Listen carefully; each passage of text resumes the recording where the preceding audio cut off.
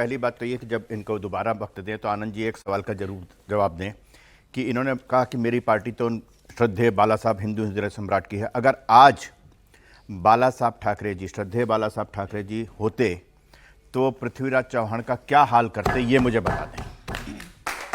उनके घर का, उनके आसपास का क्या हाल करते, ये मुझे बता दें कि वो ये कर रहे हैं कि नहीं करते। ये पार्टी उसकी नहीं रह गई।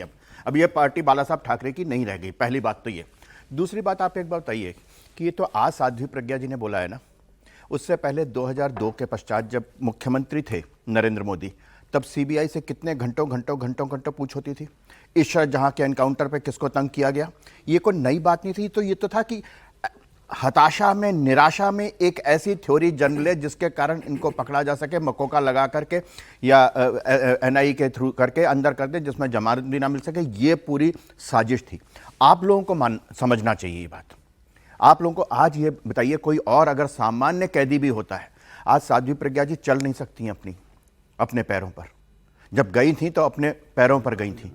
क्या होता, यहां से लेके अमेरिका तक जो जाते हैं कि आप आइए हमारी लोकतंत्र में, लोकतंत्र को बचाइए आकर के। सारे ह्यूमन राइट्स जो संगठन है, वो सारे क्या साध्वी प्रज्ञा के लिए कुछ ना बोलते? आज कोई नहीं बोल रहा। इस देश में हिंदू वो अकेला व्यक्ति है जिसके बारे में इस देश में नहीं बोलते, इस देश के बाहर नहीं बोलते।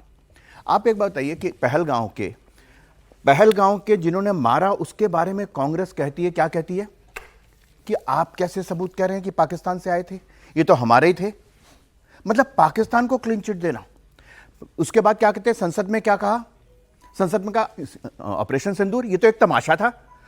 आर्मी का इससे ज्यादा बड़ा अपमान नहीं हो सकता जो ऑपरेशन सिंदूर को तमाशा कहे।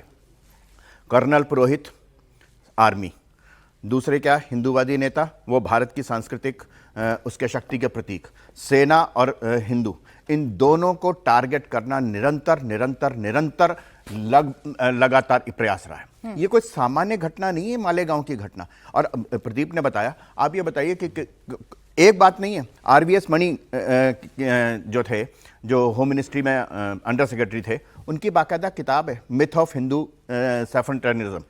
उन्होंने लिखा कि कैसे मुझे सिगरेट से जलाया गया, मुझसे एफिडेविट दिलवाया गया कि नहीं ये नाम लो। ये साध्वी प्रज्ञा तो आप कह रहे हैं कि किसी एक पार्टी की होंगी ना,